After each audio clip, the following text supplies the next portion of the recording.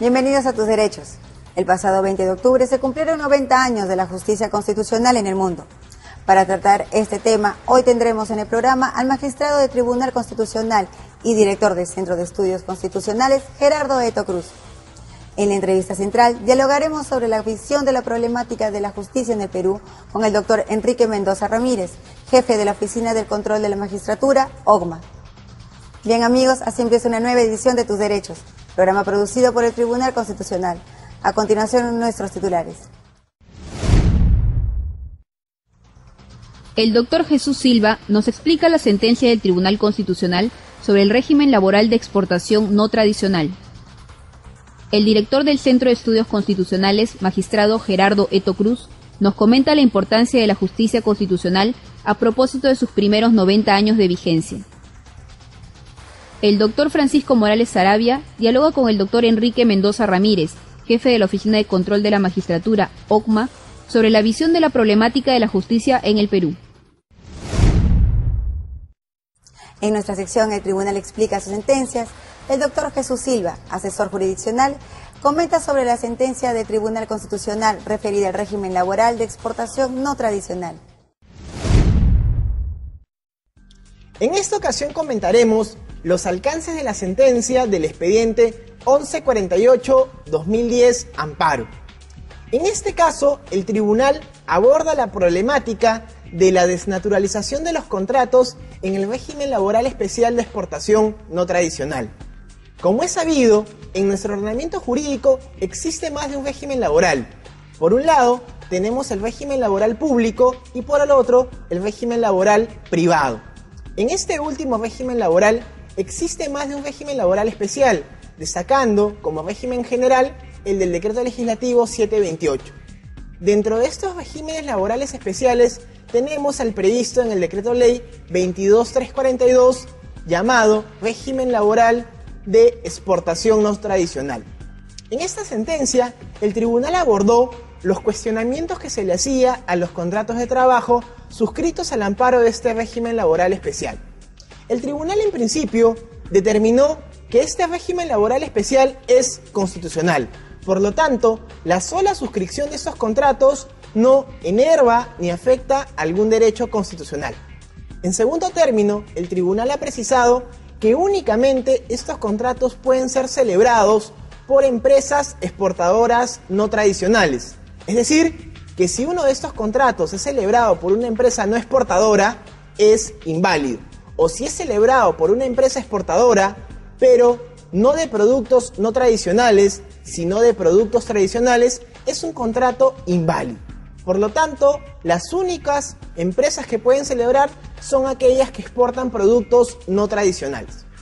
En segundo término, el tribunal ha establecido que los contratos, para que sean válidos, deben consignar en forma expresa y clara la causa objetiva determinante de la contratación. Es decir, que se debe señalar en forma precisa en el contrato cuál es el programa de producción, la orden de compra o el contrato de exportación por el cual se le contrata a la persona. Si se consigna ello, el contrato sigue siendo válido. En caso de omitirse dicho requisito, es decir, en caso de que no se consigne la causa objetiva o esta sea consignada de forma vaga o imprecisa, estamos ante un contrato inválido y desnaturalizado.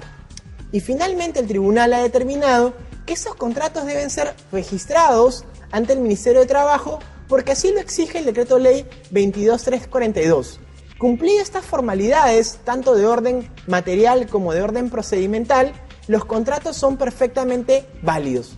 Por lo tanto, cuando se cumple el plazo de vencimiento de los contratos, es perfectamente constitucional que se extinga la relación de trabajo, porque ello no afecta ningún derecho fundamental.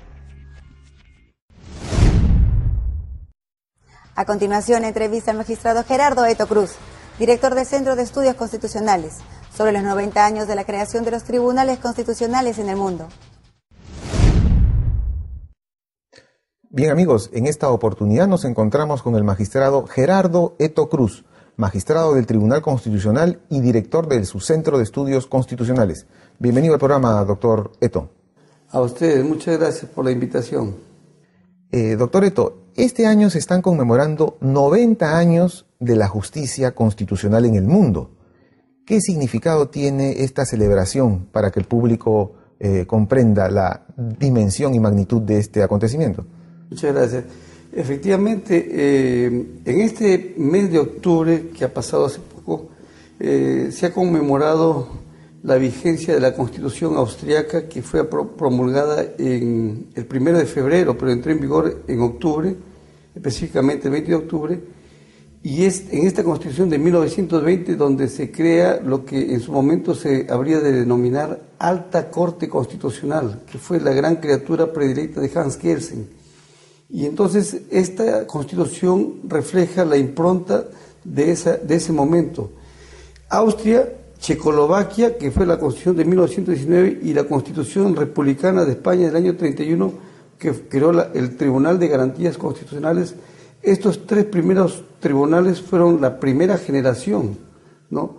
En consecuencia, desde esa fecha a la actualidad, con el interregno de la Guerra Mundial que paralizaron los tribunales constitucionales, hacer un balance de estos primeros 90 años es realmente fructífero e interesante, porque eso supone ver qué se ha hecho, qué se ha avanzado y cuáles son sus fortalezas y debilidades.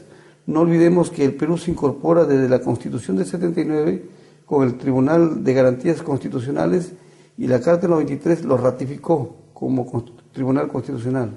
Quiere decir que en el Perú recién tenemos una justicia constitucional, es decir, un tribunal constitucional desde el año 79, pero en Europa tienen tribunales constitucionales desde la década de los 30.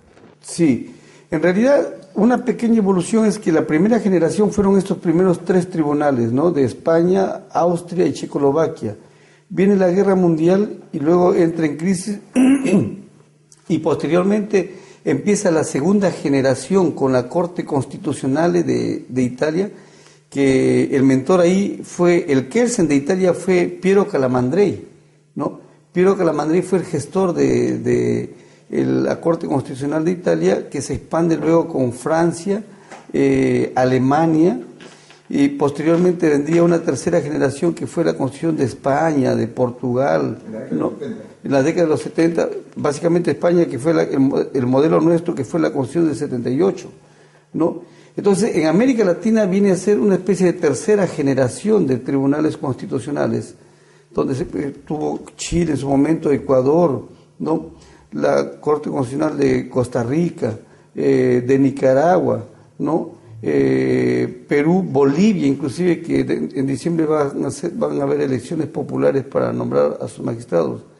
Y hay una cuarta generación, digámoslo así, de tribunales constitucionales de los ex miembros de la Europa del Este, Macedonia, Eslovenia, Checoslovaquia, Rusia, ¿no?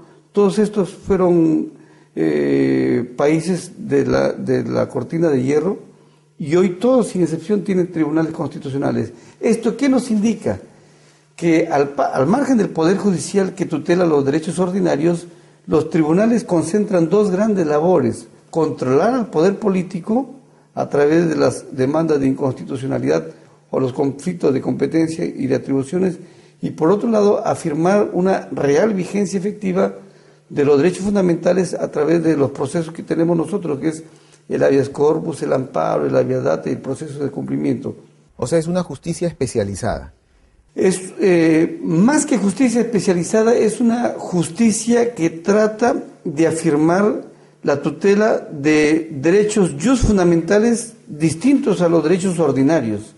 Y eso la política y la ideología le ha otorgado más bien a estos tribunales que sean el último reducto de esperanza que tendrían los justiciables Para que el público entienda, ¿cuál es la diferencia entre el Poder Judicial y el Tribunal Constitucional en la resolución de un caso determinado? ¿Qué caso vendría al tribunal y qué caso iría al Poder Judicial? El Poder Judicial conoce realmente todo lo que en doctrina se denomina derechos subjetivos privados. Los derechos subjetivos privados son los conflictos entre las partes, ¿no? Pero normalmente cuando hay un conflicto que tiene que ver con un contenido especial que son sobre derechos fundamentales, y normalmente es el Estado el que afecta como regla los derechos fundamentales, libertad de expresión, libertad de opinión, libertad de religión, en fin, es el Poder Judicial el que prima facie conoce estos casos, y si el Poder Judicial no le otorga la razón al demandante, puede llegar al Tribunal Constitucional. En suma, el Poder Judicial con el Tribunal Constitucional conocen procesos constitucionales compartidos, y en última instancia lo cierra como circuito final el Tribunal Constitucional. He ahí la gran creación que tiene nuestro modelo y los demás modelos, en donde la jurisdicción constitucional reposa como supremo intérprete en el Tribunal Constitucional.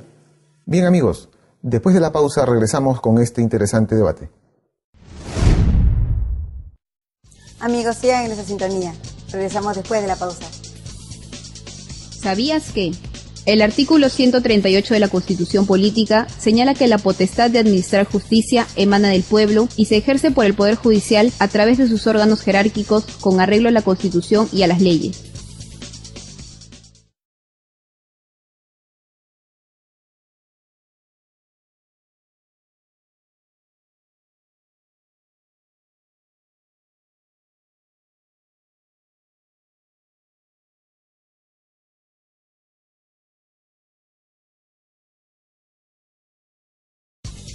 ¿Sabías que?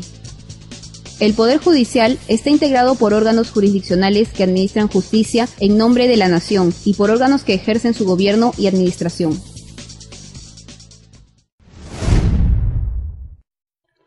Continuamos conversando con el magistrado Gerardo Eto Cruz sobre los 90 años de la justicia constitucional en el mundo.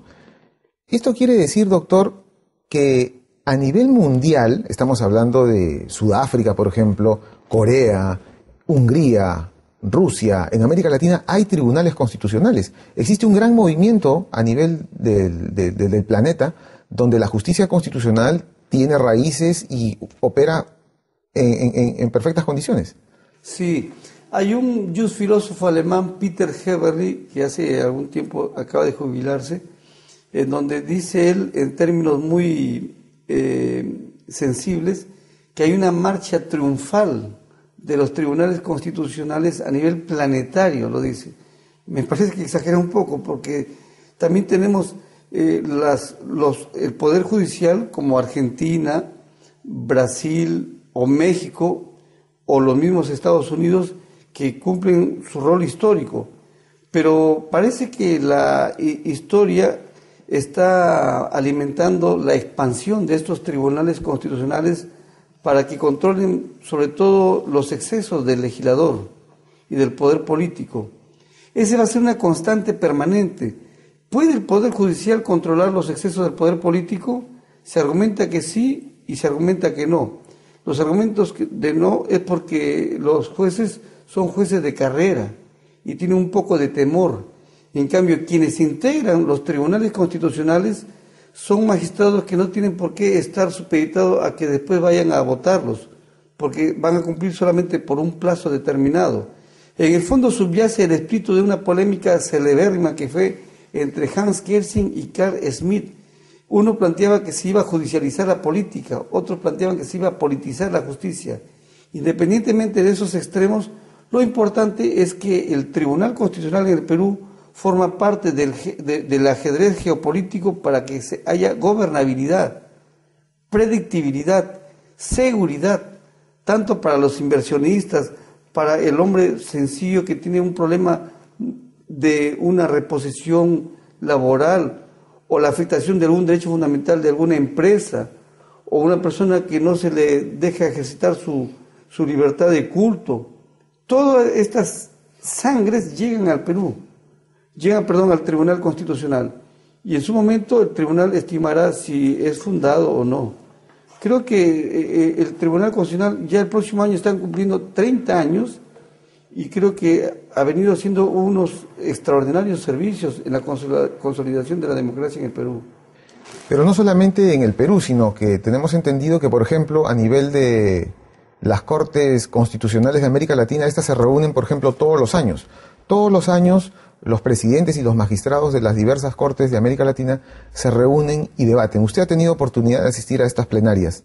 ¿Qué debaten? ¿Qué discuten? En realidad hay una especie de conferencia sobre la justicia constitucional que lo organizan todos los tribunales constitucionales de Iberoamérica y en donde participan inclusive como entidades que todavía no se han incorporado, como un tribunal de Corea, de Sudáfrica, ¿no?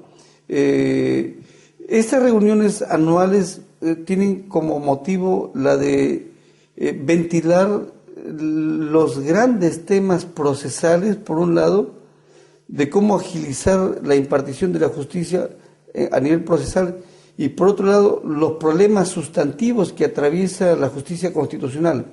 Recientemente en Nicaragua se han ventilado los problemas de los derechos de la segunda generación, es decir, los derechos a la calidad de vida, los derechos a la vivienda, a la salud, a la educación. Esos derechos, normalmente los tribunales declaran fundados los fallos de estos problemas, pero el gran problema es si estos derechos, siendo de carácter prestacional, cómo ver para que se materialice lo que ha dicho un tribunal constitucional, porque eso tiene un coste económico. Se le dice al Estado: usted meta su bolsillo, saque dinero y cumpla con estos derechos de la segunda generación. Es un tema muy serio, muy complejo, que rebasa los linderos de la jurisdicción constitucional para entrar a temas ya de macropolítica, por ejemplo. Cuando usted habla de que la justicia constitucional tiene 90 años, pone como punto de partida al continente europeo, y en particular a la constitución diseñada por Hans Kelsen en Austria, ¿no?, en 1920. Pero el control de constitucionalidad es más antiguo. Podemos rastrearlo en los Estados Unidos. ¿Y por qué nosotros nos adscribimos a esta celebración a partir de Europa y no a partir de los Estados Unidos? Muy buena pregunta. En realidad han existido casi 3 modelos de control constitucional de las leyes. Uno fue el modelo americano, que fue a través de un fallo muy famoso que pidió un juez llamado Jean Marshall en 1803, en el caso Marbury versus Madison. Ahí se sentó la jurisprudencia, que fue un Leiding, que es un caso líder, en donde los jueces estaban habilitados para controlar la constitucionalidad de las leyes. Ese fue el modelo americano, que es el modelo difuso. Pero mucho más antes ha existido el modelo político, en donde se le encomendaba al propio Parlamento ser el guardián de la constitucionalidad de las leyes. Es decir, si el legislador se excedía, el propio legislador podía declarar inconstitucional esas leyes. Ese era, como decía Carl Einstein, como encomendar que un jardín de zanahorias sea cuidado por un grupo de conejos, ¿no? Y eso lo tuvo en cuenta Kelsen. Entonces él dijo: debería existir un órgano distinto a los 3 clásicos poderes del Estado, ni el legislativo, ni el ejecutivo, ni el judicial. Debe haber un órgano aparte, distinto. Y he ahí la gran creación que tuvo este genio y talento de Kelsen. Nosotros hemos tenido a lo largo de estas 11 constituciones el modelo político francés, y recién con el Código Civil del 36, en el título preliminar del Código Civil, no recuerdo si fue el artículo 23 del título preliminar, recién se incorporaba el modelo americano, que estuvo también en la vieja Ley Orgánica del Poder Judicial del año 63. Hubo un proyecto de Tribunal de Garantías Constitucionales en los años 70 por don Pepe León Barandiarán, rastreando los antecedentes del Tribunal de Garantías. Pero ya cuando se debatió en la Constitución de 79, cuya figura extraordinaria fue, o le cupo ahí a Javier Valle Riestra plantearlo, a partir de ahí ya imparable el Tribunal de Garantías, o Tribunal Constitucional como se le conoce ahora, ya creo que es un tribunal que sin posibilidades de que sea cuestionado su liquidación. Ha habido algunas factores que han querido que quede sin efecto, pero creo que esto ya es una marcha imparable, ¿no? Muy bien. Luego de la pausa continuamos con este debate. Continuamos con este interesante debate con el magistrado Gerardo Eto Cruz. Doctor Eto, usted nos dice, se nos habla de la marcha triunfal de los tribunales constitucionales en el mundo, por Peter Aberle, se nos habla de que el tribunal está ya consolidándose, casi vamos a cumplir 30 años de justicia constitucional. Primero fue el Tribunal de Garantías Constitucionales y luego ha sido el Tribunal Constitucional. ¿Qué opinión le merecen estas voces que de vez en cuando, cada año, cada 2 años, dicen que el Tribunal Constitucional debería desaparecer e incorporarse como una sala en el Poder Judicial? Sería un franco retroceso en la construcción de un Estado constitucional moderno. El Tribunal Constitucional, bien que es cierto, ha evacuado algunos fallos que han generado polémica, pero más allá, téngalo por cierto, cualquier tipo de personaje público, viene autorrestringiéndose. El tribunal tiene que ser consciente de que es el intérprete supremo, pero por lo mismo tiene que autorrestringir sus fallos, tiene que tener prudencia. Sus magistrados tienen que tener no solamente conocimientos en estas materias, en estas disciplinas, sino también tiene que tener un marco previsor de sus fallos. Creo que eso se está desarrollando desde hace buen tiempo y es obvio que en algún momento habrán unos fallos que sean polémicos, pero están dentro de estos ámbitos de competencia. En algún momento puede haber un fallo polémico, podrá ser polémico, pero es parte de la construcción de la avanzada para fortalecer la democracia. Jamás un tribunal constitucional va a hacer fallos que supongan retroceso. Un tribunal que tampoco no genere cotarro político o un tribunal que no genere polémica también puede ser un tribunal un poco timorato. No queremos un tribunal timorato o débil o de magistrados pusilánimes. Siempre tenemos que tener la fortaleza espiritual de lo que se haga es realmente para el bien del país, para la construcción de la supremacía de la Constitución y de los derechos fundamentales. Muchas veces puede haber discusiones en el campo académico y eso sí hay que tener cuidado porque en el mundo académico los magistrados tenemos que estar atentos a lo que diga el mundo académico para corregir algunos fallos. Hay otro que es el mundo del ruido político. Ese es el ruido político que muchas veces son voces discordantes o interesadas de alguien que perdió algún caso y obviamente no le va a estar reventando cohetes al tribunal, va a estar cuestionándolo. Eso es así en el Perú y en todos los tribunales del mundo. Y en relación a esta labor que viene desarrollando el Tribunal Constitucional, ¿usted considera que el tribunal se está afianzando cada vez más? Se está consolidando. Dentro de poco el Centro de Estudios Constitucionales no es una especie de propaganda, pero está evacuando un CD con un soporte informático de todas las grandes vigas jurisprudenciales que va a tener la magistratura ordinaria presente para el fortalecimiento de sus fallos, ¿no? Ya dentro de poco, usted mismo me podrá rectificar, ya estamos llegando a los 65.000 sentencias aproximadamente, lo cual significa pues que es una compacta jurisprudencia que viene consolidando el tribunal. La idea del tribunal tiene creaciones sobre lo que se llama cierta autonomía procesal interpretativa y tiene creaciones en la parte sustantiva de los derechos fundamentales. Nos falta seguramente mucho que recorrer y eso dependerá de las contingencias de los casos que vengan.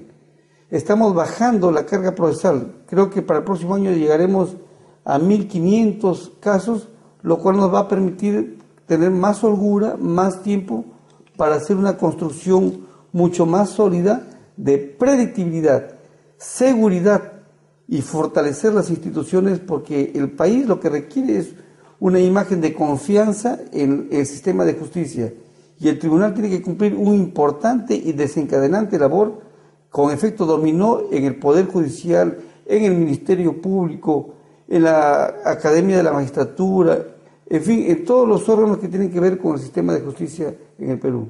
Muy bien, doctor. Muchas gracias por la entrevista y bueno, hemos comentado estos 90 años de celebración de la justicia constitucional en el mundo. A ustedes, muchas gracias.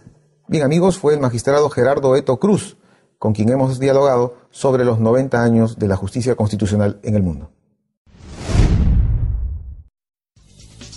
¿Sabías que? Los órganos jurisdiccionales que integran el Poder Judicial son la Corte Suprema de Justicia y las demás cortes y juzgados que determine su ley orgánica.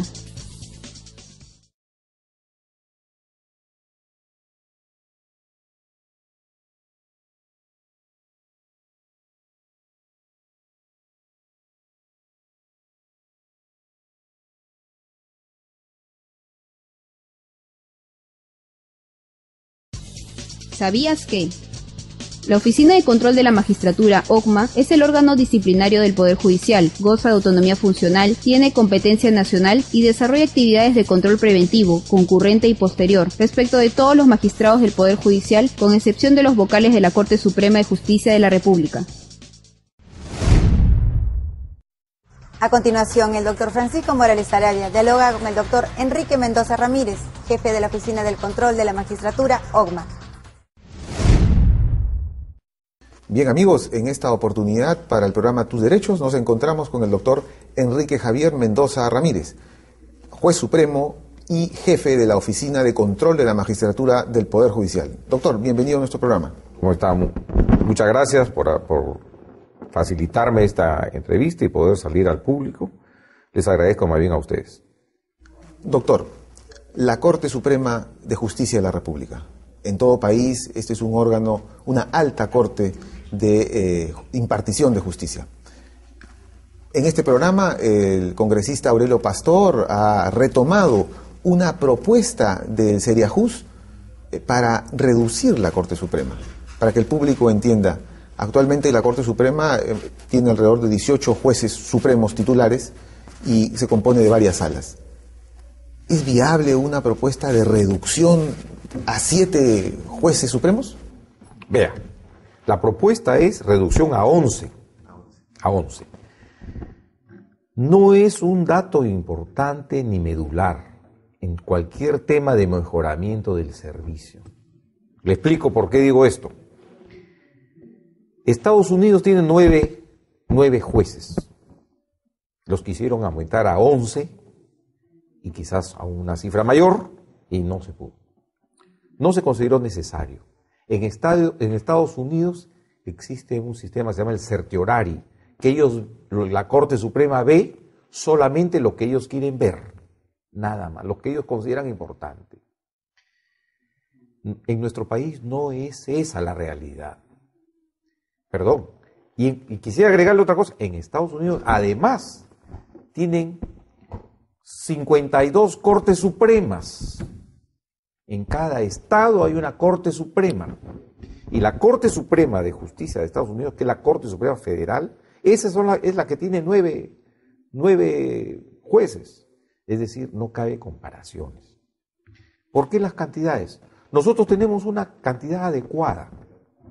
Yo la considero adecuada porque en el Perú todavía tenemos problemas de juridicidad en las sentencias. Hay sentencias que vienen de lugares alejados de nuestra patria, que vienen mal hechas, mal diseñadas, con errores garrafales, que es necesario corregirlos. Por eso la casación es un instrumento que tiene la finalidad de arreglar, uniformar los defectos en que caen las diferentes jurisdicciones del país. Bueno, pero no quisiera extenderme en un tema sin pasar por otros temas. En otros países, España, Francia, la India, son más de 50, 80, 100 jueces supremos. Así que nosotros con 18 no estamos, no tenemos una Corte Suprema deformada, ni una gran cabeza con un cuerpo adelgazado. No, no es así, no es así. Tenemos una corte y un poder judicial con una organización adecuada a la realidad de nuestro país. Sobre eso hay que trabajar, porque hay otras cosas que son las que dan vitalidad a un organismo. No, si te vamos a tener 18, 11, 9, 2, no, eso no tiene ninguna justificación. Si tiene alguna, es interesante, para debatir académicamente. Pero eso no es lo principal.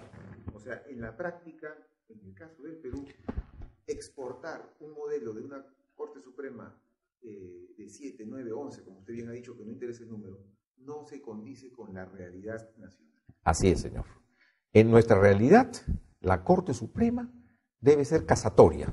Porque cumple una función para poder corregir nada más. ¿Y qué corregimos? Los asuntos penales, los asuntos civiles, los constitucionales y laborales. Entonces, para eso necesitamos una Corte con el tamaño que tiene actualmente. Cuando usted dice, ¿y esas salas transitorias? Efectivamente, las salas transitorias son necesarias para resolver anormalidades de procedimiento que ha provocado que por reclamaciones laborales tengan 10.000, 11.000, 15.000 expedientes, que es inhumano pensar que una Corte Suprema va a resolver los 15.000 expedientes. Un problema de carga. De carga, de falta de manejo, de defectos, pero no de la estructura, sino defectos procedimentales que hay que corregirlos. Doctor, en este programa, un experto, el doctor Juan Jiménez Mayor, consideró que esta situación era un poco anormal, ¿no? Incluso se habló de inconstitucionalidad en el tema de las transitorias, pero también un tema adicional, doctor, es la composición de cada sala. Todos los años se renueva la composición de las salas por parte del presidente de la Corte Suprema. ¿No cree usted que sería conveniente fijar periodos más largos para que, por ejemplo, los señores jueces supremos de la Sala Civil se queden permanentemente unos 5, 6 o 10 años tal vez para generar mayor predictividad? ¿O eso no es tan relevante? Vea, la costumbre no es tan relevante. La costumbre es tratar de mantener las salas el mayor tiempo posible. Y casi todos los presidentes tratan esta materia del mismo modo. Tratan de mantener la misma composición de jueces en cada sala. Usted se va a dar cuenta que hay jueces que permanecen en la misma sala por muchos años y cambian algunos elementos por X, Y o Z razones. De manera que ese no es el problema. Ese no es problema. La cuestión más bien es problemática cuando esa misma temporalidad es trasladada a las Cortes Superiores. Entonces, en las Cortes Superiores tenemos que a la mitad del año, o transcurrido 3 o 4 meses, cambian a los jueces de las salas. Eso sí está mal, es dañino a los procesos, crea intranquilidad en los litigantes, produce retardos innecesarios, produce desconocimiento de la materia. Es decir, vea usted cómo los extremos siempre terminan produciendo más problemas. Es decir, no sostengo que sea bueno que queden mucho tiempo, se queden los jueces en una sala. Debe haber cierta renovación, pero también demasiada renovación es perjudicial.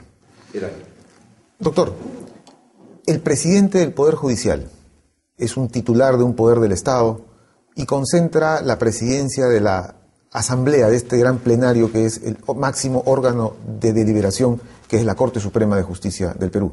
Y adicionalmente es presidente del Consejo Ejecutivo del Poder Judicial y preside este poder. ¿Debe mantenerse esta actual estructura?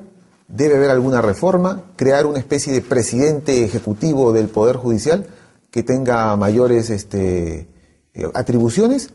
¿O es que siempre debe mantenerse este poder, digamos, constituyente de la Asamblea Plenaria de la Corte Suprema? Yo sí creo que la sala plena de la Corte Suprema debe ser lo que es actualmente el máximo organismo de deliberación, que decide la política del Poder Judicial. Y el Consejo Ejecutivo debe ser, como su nombre lo dice, más ejecutivo. Es muy difícil ser ejecutivo con tanta gente. Sin embargo, podemos asimilar la figura a un directorio.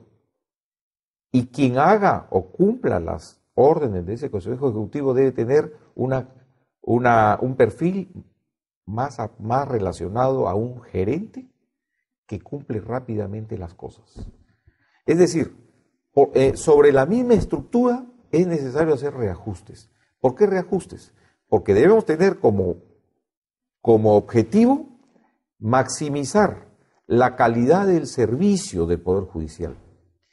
Es más, en este momento ni siquiera maximizar, cumplir con el servicio básico de justicia con la población. A la población no le interesa los ditirambos jurídicos ni hacer calistenia jurídica en las resoluciones.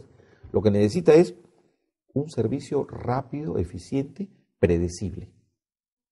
Esa es la piedra de toque de todo poder judicial, que se respete. Pero si no tenemos esto, y si estamos a portas de ingresar al primer mundo, estamos económicamente muy bien apertrechados, hemos aguantado la crisis, la clase media ha subido, los jóvenes tienen mayores ingresos, hay una estabilidad económica. ¿Y qué hay del Poder Judicial? El Poder Judicial tiene que ponerse a la altura de la situación. Pues, si queremos entrar a un primer mundo económico, tenemos que tener un Poder Judicial adecuado al primer mundo también. Y eso quiere decir un servicio eficiente y bueno, no extraordinario, que sea bueno. Eso es lo que espera la población. Y no, como ocurre actualmente, que la población va al Poder Judicial con miedo, con susto. No sabe lo que le va a pasar, no sabe en manos de quién va a caer, ni cómo lo van a esquilmar de repente en los procedimientos, abogados o la otra parte. Todo eso debe ser descartado. El Poder Judicial debe ser una garantía para la ciudadanía. ¿Garantía ante quién? En primer lugar, una garantía ante el Estado. Excesos que comete el Estado, para eso están los contenciosos administrativos, para eso están una serie de acciones judiciales, las acciones de garantía también, que le dan seguridad al ciudadano frente al aparato estatal en general. Garantía también debe ser el Poder Judicial para resolver rápidamente los negocios, los negocios privados de la ciudadanía en general, para resolver sus asuntos privados de familia, la herencia, la venta.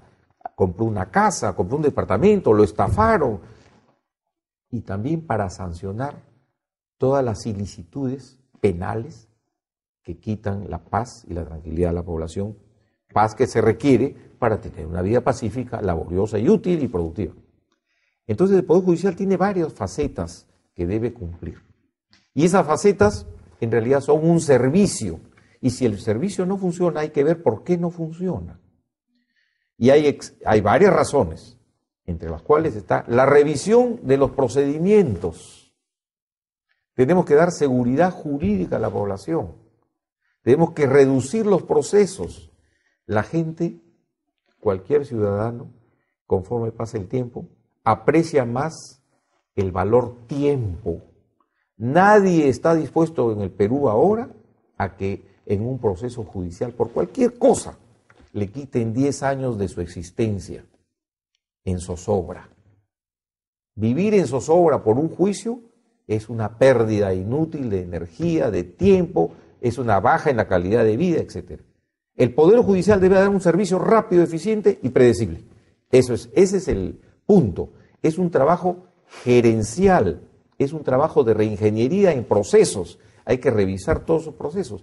No hay que hacer muchos cambios, hay que hacer ajustes, cientos. Pero no grandes reformas ni nada, porque los poderes judiciales del mundo, los mejores, no se pasan la vida haciendo reformas, señor, eso no existe. Las reformas se hacen todos los días. Exactamente. Sobre este punto de la reforma, o la mal llamada reforma, regresamos después de la pausa. ¿Sabías que la jefatura de la OCMA es el órgano de dirección contralor a cargo de un juez de la Corte Suprema de Justicia de la República, elegido en sesión de sala plena del Poder Judicial por un periodo improrrogable de 3 años a dedicación exclusiva?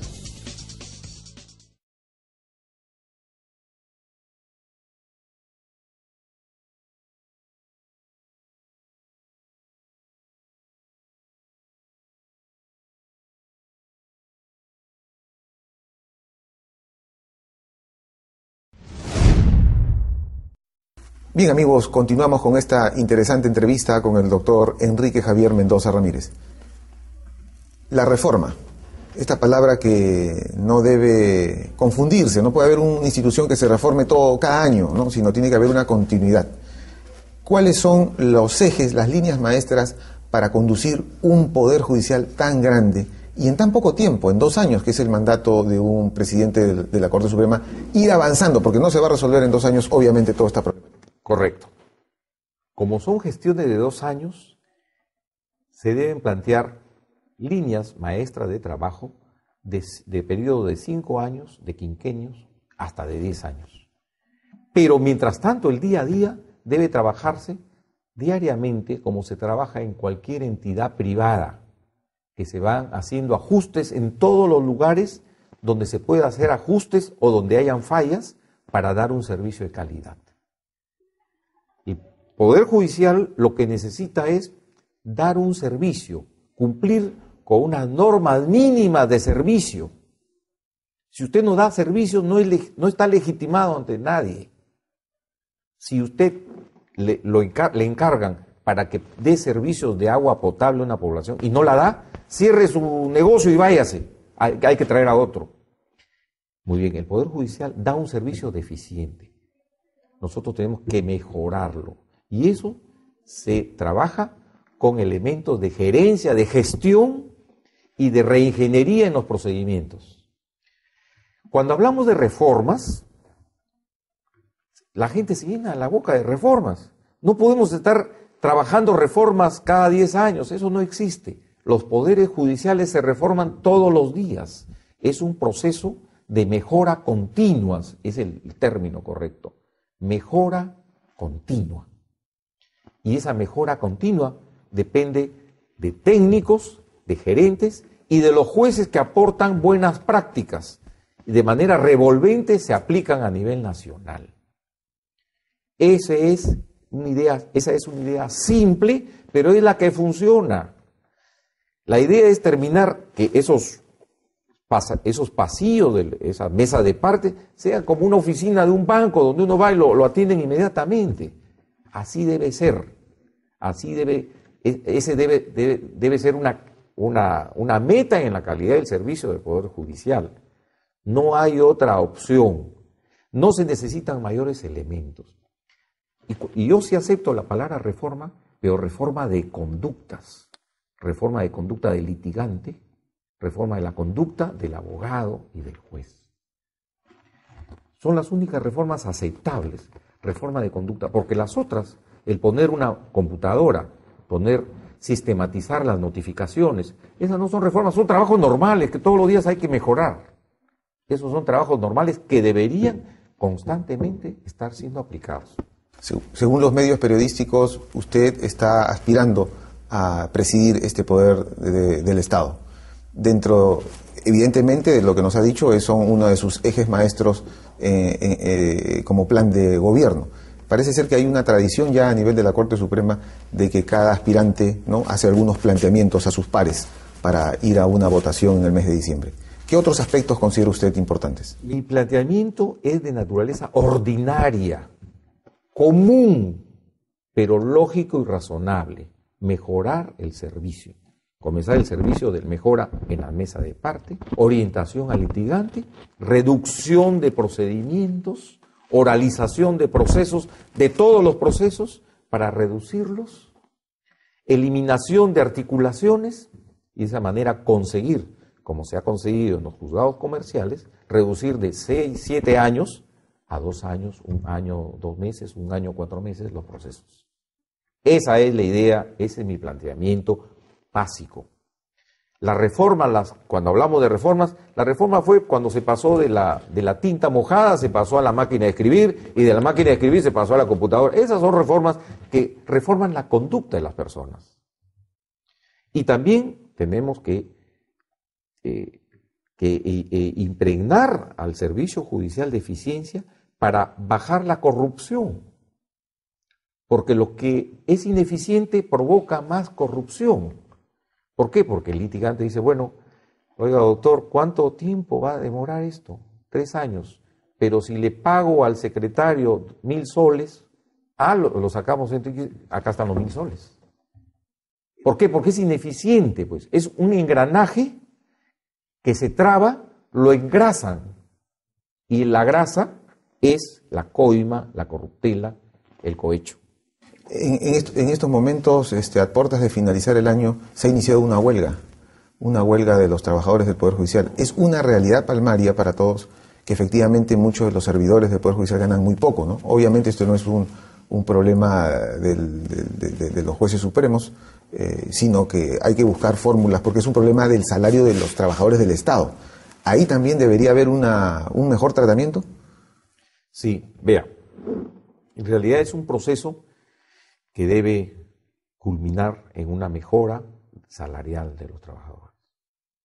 Y digo que es un proceso porque el Poder Judicial no tenía trabajadores hace 25, 30 años. ¿Usted sabía eso? Eran los jueces, los vocales, los jueces, el secretario, el alguacil y pregonero y punto.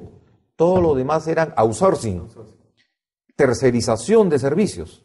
Era el secretario, tenía su oficina con su personal que no pertenecían al Poder Judicial. Una pequeña empresa.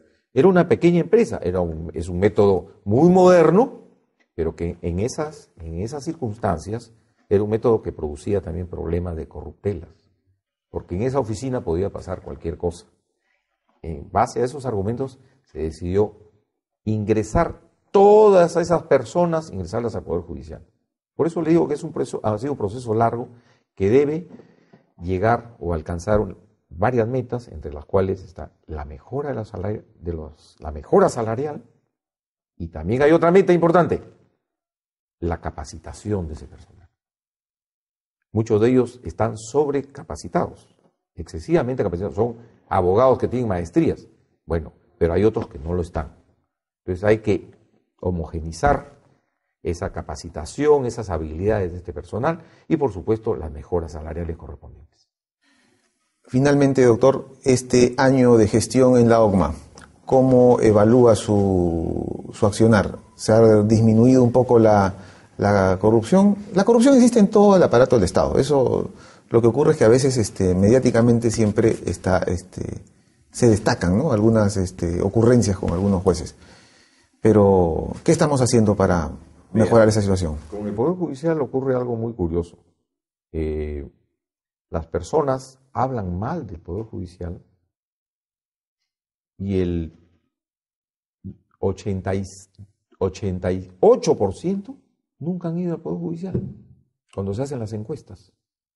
De 100 que hablan mal, 12 solamente han tenido alguna experiencia judicial.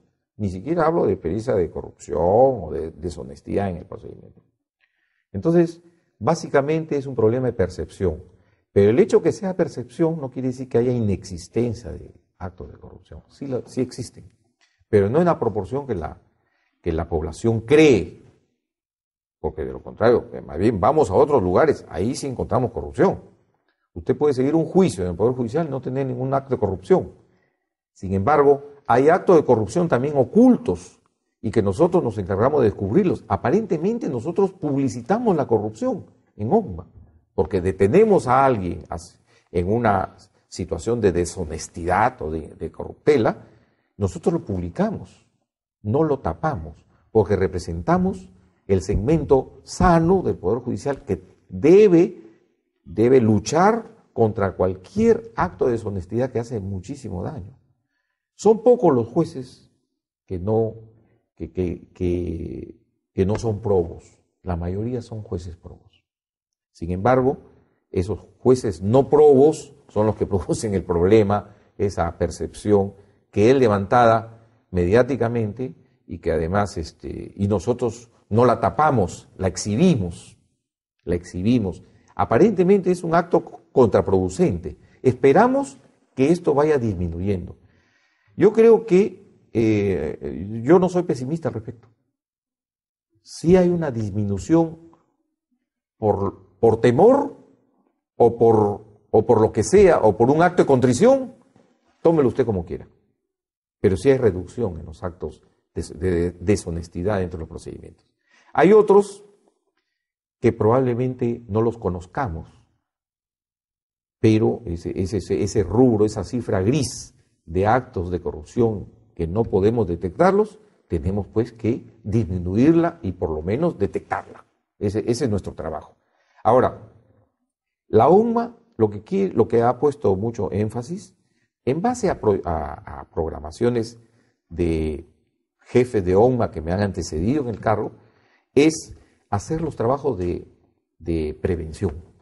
En eso estamos muy abocados y creemos que sí es beneficioso. Beneficioso para todo el cuerpo del Poder Judicial porque aumenta la producción.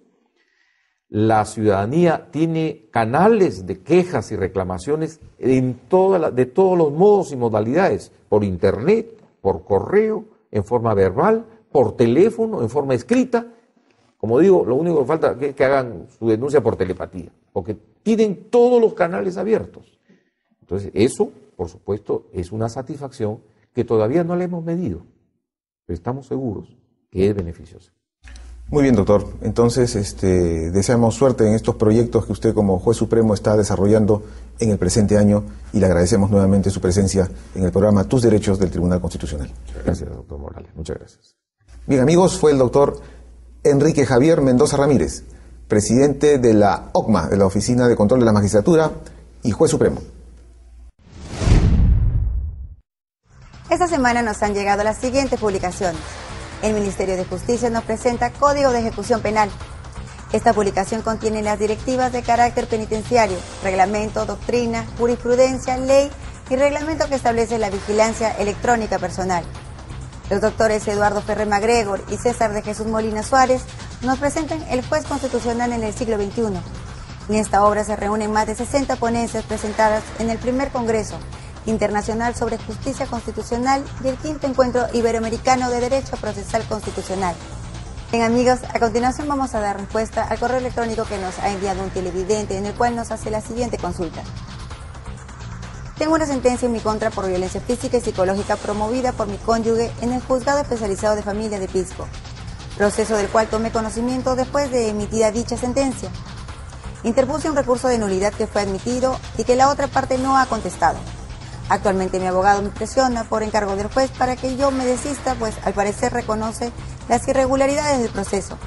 ¿Qué debo de hacer? Dando respuesta a la pregunta de si solicita la nulidad de los actuados judiciales y si en el caso hay realmente irregularidades, no debe desistirse de la solicitud de nulidad. Por el contrario, debe persistir con su impugnación. Además, debe señalarse que la actitud del letrado es poco ética al recomendarle actuar en contra de sus intereses, por lo que debería cambiar de abogado. Esto fue todo por hoy. Esperamos que el programa haya sido de su agrado. Si desean comunicarse con nosotros, escríbanos al correo electrónico que aparece en pantalla. Nos vemos la próxima semana.